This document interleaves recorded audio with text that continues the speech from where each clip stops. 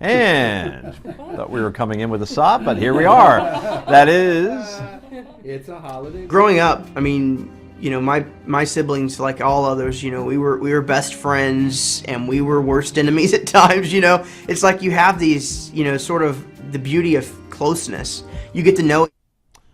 That is Josh Duggar from the hit show 19 Kids and Counting. That's on TLC. Shocking revelations now have prompted TLC to cancel the show indefinitely. It's on hiatus, meaning it ain't coming back probably. It's not immediately clear whether the show has been totally canceled officially, however. We have to throw in that disclaimer. The move comes after the Duggar's oldest son, 27-year-old Josh, whom you just saw, acknowledged molesting underage girls 12 years ago when he was just a teenager. Duggar has resigned from his post as executive director of the Conservative Family Research Council. Today on Facebook, 2016 Republican hopeful Mike Huckabee, a friend of the family, surprisingly defended the Duggars, writing, and we quote, "Josh's actions when he was an underage teen are, as he described them himself, inexcusable. But that doesn't mean unforgivable.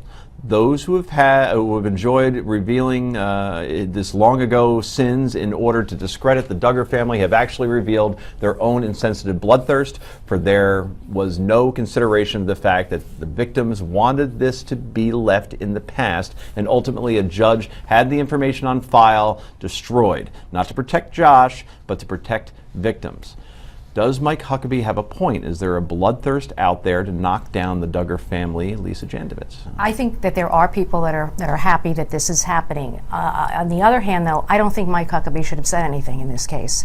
And the reason is we're talking about these young girls, 4 of them were his siblings, were molested. Now, he was 14 years old. I'm not saying that that's not forgivable, but these are people that have been very successful with their show, and they've made their success by saying that, you know, it's their family and their values, and they have also spoken very vocally against gay people and gay marriage, as has Mike Huckabee. So on the one hand, you're saying that people who are gay are sinners. On the other hand, I would think that Mike Huckabee perhaps should have spoken out in support of the victims, as opposed to this young boy. You know, whether it was done it was done in the past, but I don't think he should be speaking out in support of him. So Heather, in Mike Huckabee's world, Beyonce bad, Josh Duggar, give the guy a pass. Yeah, I mean, I think in his mind, because he has repented.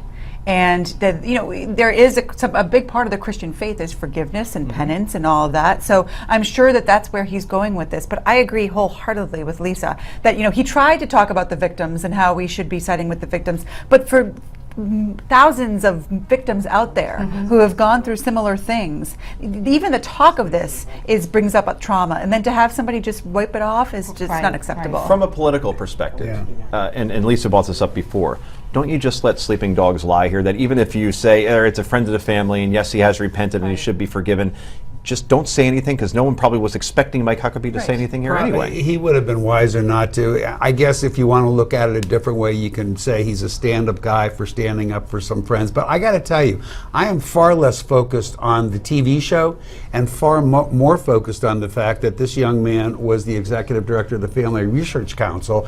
You will not find a more judgmental conservative organization on the planet than the Family Research Council. Now, this guy has been out there judging gay people and on and on and on and on, knowing that he himself had made some pretty awful errors at one time in his life. Everybody is redeemable. Everybody deserves a second chance. But what you're supposed to learn from your terrible mistakes is to have some concern for others who may be doing something that you don't agree with. That's what makes me a little crazy. And transparency as well. So much about this is so hypocritical. You know, those in glass houses shouldn't throw stones. I mean, and yet it is, and the thing that it's such a disservice to the Christian faith when you have people who are out there presenting themselves as Christians that have this type of thing These happen. are people who they don't kiss each other until they're married. They only do side hugs when they're engaged, and that's how they've presented themselves. That we believe very much in the sanctity of the, you know, our family, our marriage, and our family, and this and that. And fine if you're going, but then you have this in your own family. You're going to fall harder. Right. When you're that judgmental. And TLC knew about this Did they? Beforehand, yes. that right? The reports that I've read. I should not. I didn't I know should that. not say that as fact.